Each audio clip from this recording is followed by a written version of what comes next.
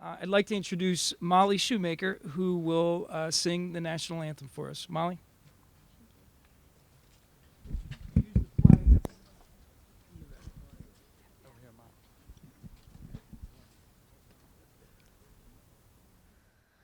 Oh, say, can you see by the dawn's early light what so proudly we hailed at the twilight's last gleaming, whose broad stripes and bright stars through the perilous fight o'er the ramparts we watched were so gallantly streaming, and the rocket's red glare, the bombs bursting in air, gave proof through the night that our flag was still there. Oh, say does that star-spangled banner yet wave o'er the land of the free and the home of the brave?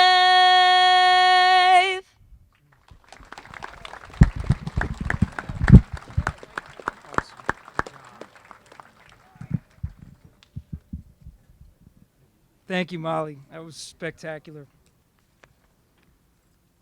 Well, again, good evening and welcome. I'd like to welcome and recognize a few elected officials that are here, certainly starting with our United States Congressman Michael Fitzpatrick. Michael, thank you for joining us this evening. And yeah, State Representative Marguerite Quinn is also with us, as well as my colleagues, Commissioner Martin and Commissioner Marseglia. And I also know that there are other elected officials here from the county and probably from the local municipalities, and I want to welcome them and thank them for being here tonight. As we gather tonight for this long-anticipated ceremony, I'm sort of reminded of the adage that says, good things come to those who wait. Now, on one hand, it's not a good thing to be looking at a piece of steel from the World Trade Center, because I know if you're like me, all of us wish we were looking that on the inside of the building where it belonged and where it once was. But out of ashes, out of something grim, out of something bad can come something good. And thanks to the perseverance and the vision and the generosity of the Travis Manion Foundation, our journey to this time of solemn remembrance has been rewarded with a unique memorial for the ages, one that should have meaning to each and every Bucks County resident. This sculpture is so much more than a tribute to the nearly 3,000 lives we lost on September 11th, 2001 in Lower Manhattan, in Arlington, Virginia, and on a field in western Pennsylvania. It is also a reminder of those who gave their lives in the aftermath of that grim act of cowardly terrorism 14 years ago. It's a loving nod to a Naval Academy hero, a Silver Star and Bronze Star with Valor Medal recipient, U.S. Marine First Lieutenant Travis Manion, and the foundation that bears his name. The Travis Manion Foundation perpetuates his bold legacy for those who have served our great country. And this is also a fitting memorial to the late Janet Manion, who launched the Travis Manion Foundation and knew how much of an impact it could have on our communities. We remember the unbreakable bond of maternal love between Travis and Janet and the entire Manion family, even as we celebrate the illumination of the memorial this evening. I would personally like to thank Ryan Manion Burke, and who is the president of the Travis Manion Foundation, and the staff of the foundation for this remarkable gift to the county. It will stand for generations as a centerpiece of this pocket park of the Bucks County Justice Center, which was just dedicated this past January.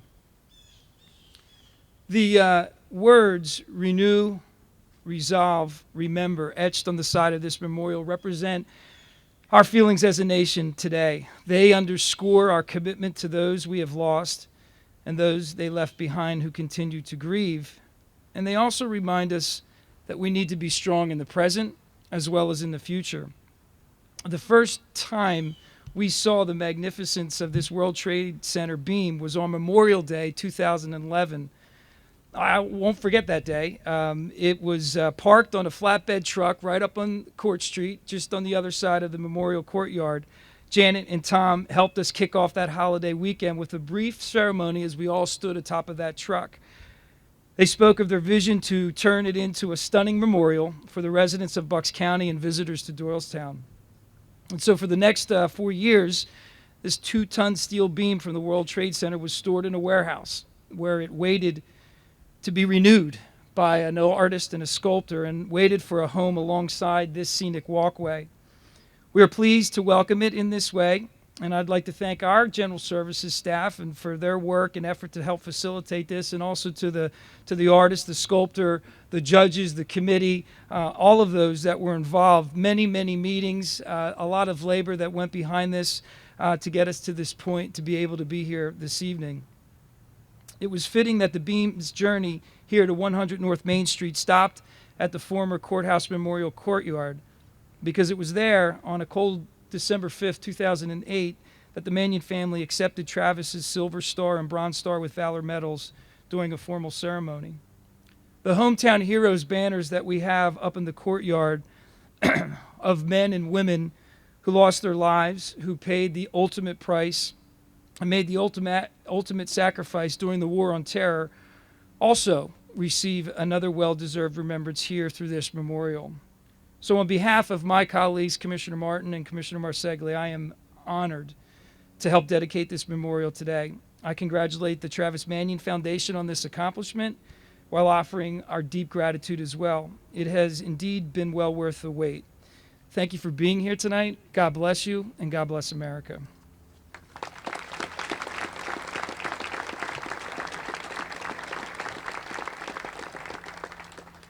If all of you now would join me for a moment of silence, we would greatly appreciate that.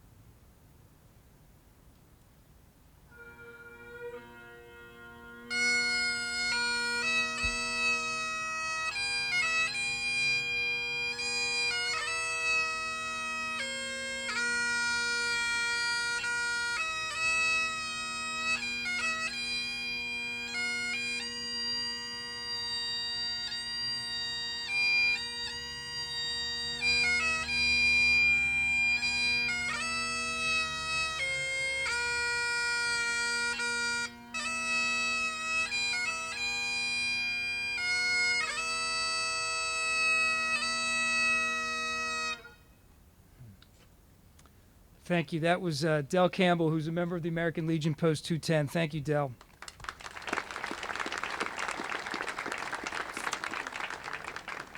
Now it's my privilege to introduce Ryan Manion Boric, who is the president of the Travis Manion Foundation. Ryan.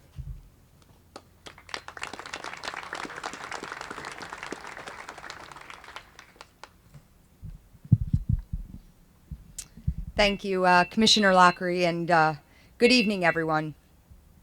I want to thank you for joining us on this historic evening as we gather to officially dedicate this breathtaking 9/11 memorial sculpture titled Renew, Resolve, Remember. Fittingly, we are also tonight celebrating the 4th annual Janet L. Manion Memorial event. Proceeds from this fund will go to Gold Star families to serve at the Well, a Bucks County recovery center for survivors of human trafficking. Before I begin, I would like to recognize some of those who supported and believed in Renew, Resolve, Remember, providing us with a beautiful way to honor those lost in the tragic events of September 11, 2001. A special thank you to the Gorski family, Adams Bickle Associates, Brendan Stanton of BSI Electrical Contractors, friends of Janet Manion, Charles Smith, Doylestown Hospital, Marvin and Deanne Woodall and family, Neshaminy Electrical Contractors, Timothy K. Smith, Worth and Company, and the many individual donors who contributed. And lastly, I'd like to thank Tina Trinaskis, who without her, we would not be here tonight. Along with my mom, Tina worked tirelessly to make sure that this sculpture became a reality. Thank you so much for all of your support.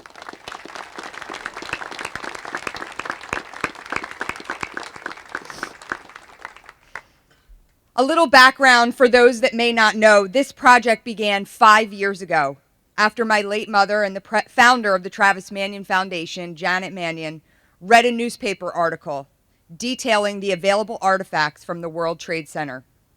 She was excited at the prospect of bringing a piece of our nation's collective history home to Bucks County, and she envisioned creating a public memorial that symbolized the resilient spirit of America.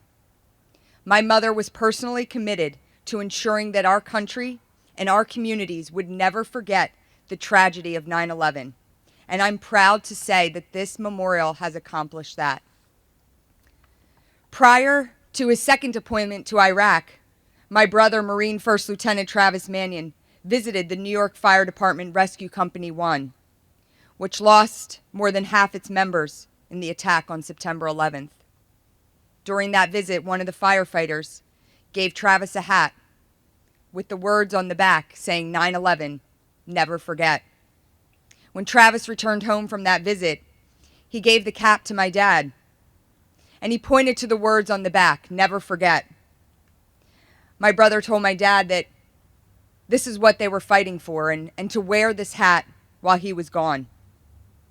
Travis never came back from that second deployment. He made the ultimate sacrifice on April 29, 2007, when he was killed by enemy sniper as he broke cover to pull to safety a fellow Marine. My mother often recounted this story as the motivation to get this piece of the World Trade Center. She dedicated much of her time to applying for an artifact and was awarded a 20-foot, 2-ton I-beam from the Twin Towers. This piece, before you here today, is one of the largest pieces that was granted in the entire country.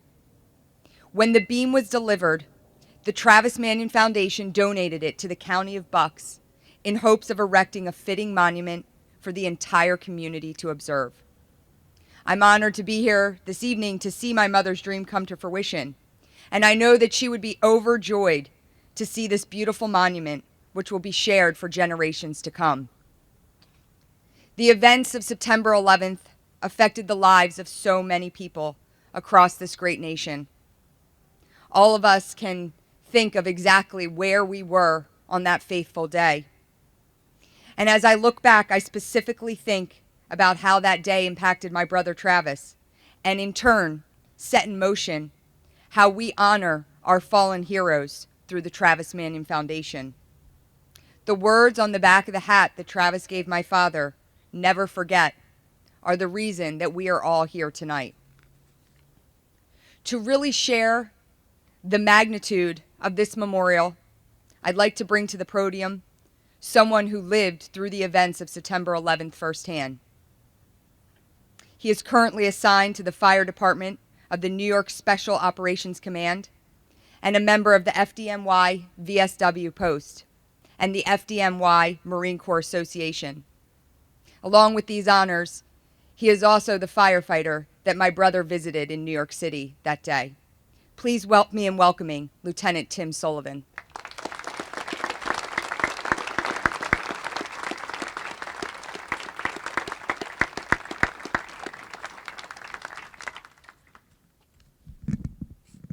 Thank you, Ryan. Commissioner Lowry, Congressman Fitzpatrick, Colonel Manion, Ryan, residents of Doylestown and Bucks County, and the entire staff of the Travis Manion Foundation. I am honored and humbled to be standing here tonight. As I thought about what I would talk about, I kept being drawn to the motto of the Travis Manion Foundation. If not me, then who? And I thought about if that motto had ever applied to me. And I came up with two instances. The first one was on September 11th, 2001. My wife, Colleen, was 9 months pregnant with our first child. I was home. My brother called me, said, "Hey, thank God you're home." I said, "Why? What's going on?" He said, "Aren't you watching TV?" I said, "No, I'm reading the sports. The Yankees got rained out last night." He said, "Turn on the TV." I turned on the TV and the first tower was burning. And I said, "Wow, looks like the brothers are going to be busy today." And my brother, who was a naval officer at the Joint Special Operations Command at Fort Bragg, all he said to me was, "It's going to get worse. You better get to work." So I called Steve.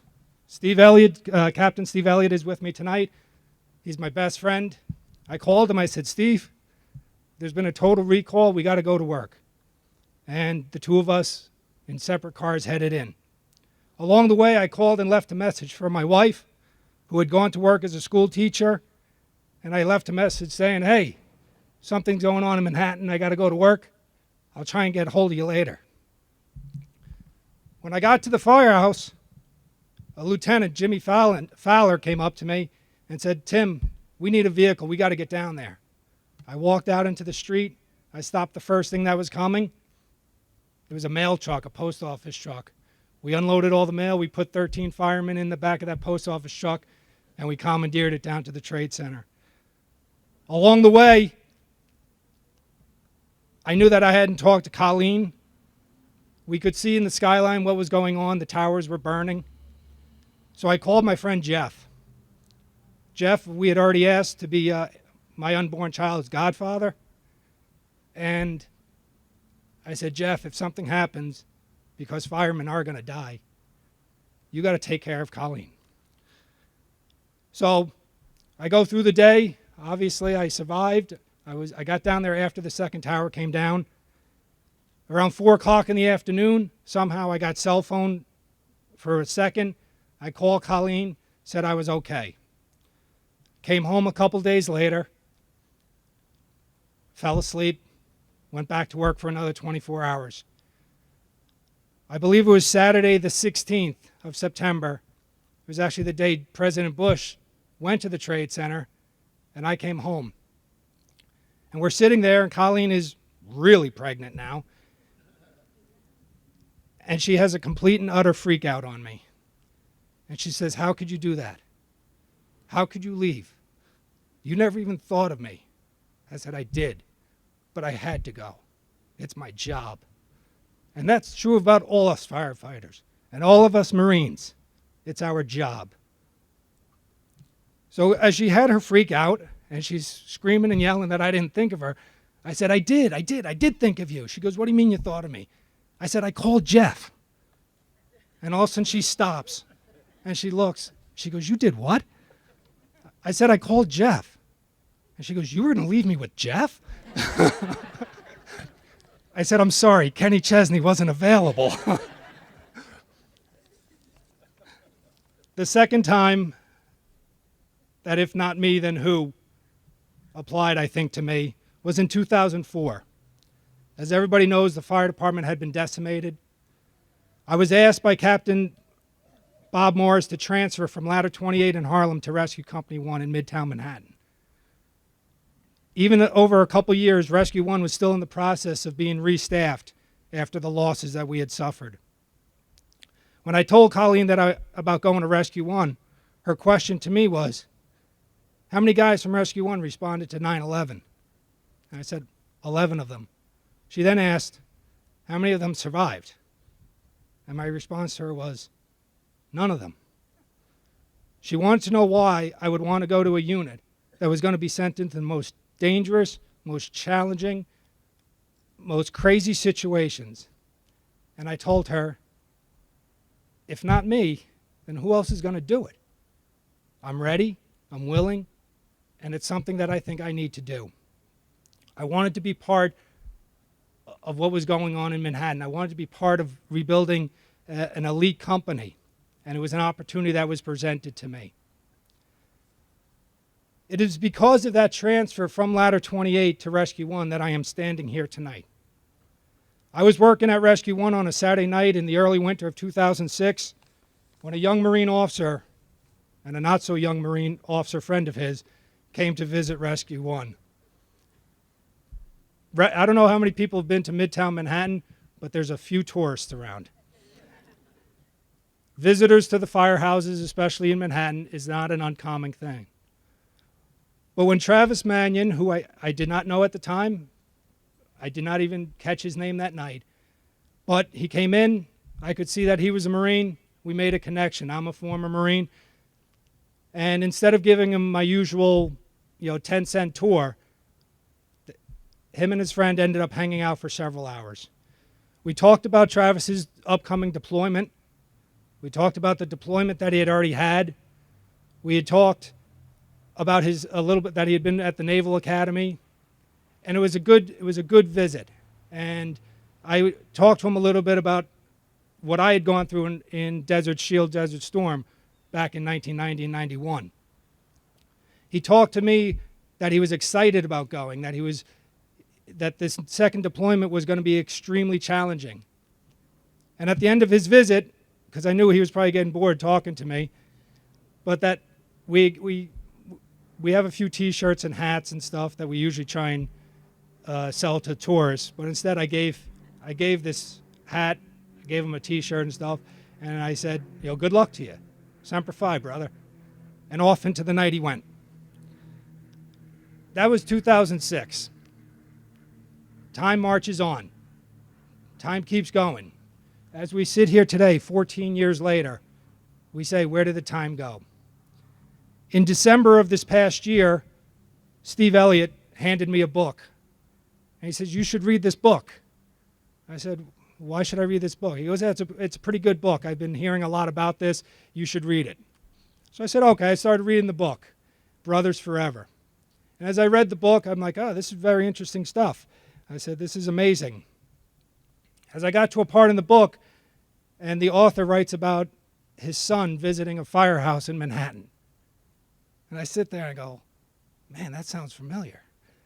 And then as the writing goes on and I turn the page, and I realize that's me that the author is talking about. And in 2014, December of 2014, I did not know that Travis had been killed. So after reading the book and the amazing story of the two roommates and what they had gone through and being interred together down at Arlington was just an unbelievable, unfathomable story to me. So I sent a generic email to the foundation. I just said, my name is Tim Sullivan. I was working that night in 2006. I'm really not a nut job. I was, and I wrote a couple things to prove that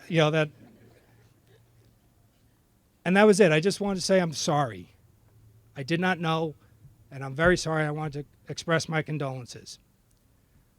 A couple months later, I received an email in return from Colonel Tom Manion. And in it was what he wrote to me, what really touched me, because there was a connection that I never knew existed. And it was he expressed gratitude to me for reaching out to them and to the foundation. And he said to me, I'd like to have a beer with you someday. So I said, that sounds great. I like having beer. Again, Steve Elliott, he calls me up. He says, hey, Tim, I looked up on the foundation's website. They're having a golf outing in April, the annual golf outing. We should take a ride. I said, I'll take a ride to play golf and drink beer. So we did. We came down here in April, and we played in the Travis Manion Memorial Golf Outing at the Doylestown Country Club, and it was an amazing day. It was amazing to meet Colonel Tom Manion. It was amazing to meet Ryan. And the entire Travis Manion Foundation. The work that you all do is mind-boggling. And maybe Steve and I have talked about this, and maybe because we're so engrossed or so wrapped up, there's so many different events and foundations. And when I first heard, oh, there's a foundation for so-and-so, and there's a foundation for so-and-so, and let's go have a golf outing. And you think, okay, they're going to give out a $1,000 scholarship to a high school kid who doesn't even remember what happened on that day. But to see the work that the Travis Manion Foundation does, started by his mom, continued on by Ryan, it just makes me extremely proud that I had a small, itsy-bitsy impact. And if it wasn't for me transferring to Rescue 1, I would never have met Travis. And not that it means anything, but I stand here today extremely proud, extremely humbled that all you people here in Doylestown and from Bucks County would sit out here and listen to me talk. It's to stand out below this steel I-beam, and Steve and I could probably say we may have crawled around it or walked on it or something as we searched the site. But this is an amazing thing. We've seen many memorials that have been put together, and a lot of them are 3-4 feet tall. It's a small section. But to see a full 20-foot section standing upright, okay, with the words renew, resolve, and remember, I'm very proud to be here. I'm very humbled. I want to say thank you again to all of you for this incredible honor. Semper Fidelis.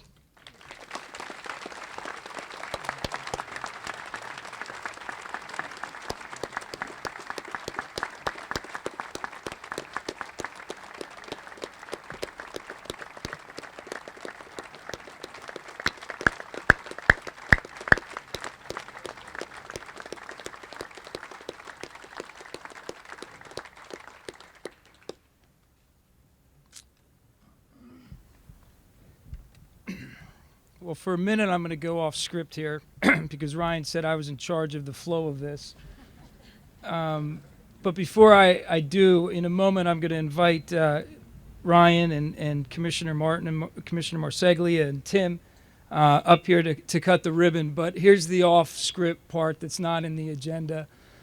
And that is, I think we had a moment of silence in the beginning, which was nice. But before we come and cut this ribbon, I think we need to have another moment of silence and just reflect on Tim, on his story, on his brothers, the brothers that he lost, to reflect on Travis and his brothers and the brothers that he lost, and just how we all feel about today, about this sculpture and about the stories and the way we're connected through this. So I just ask all of you to pause for another moment of silence, and I'm going to ask the others to come up to cut the ribbon.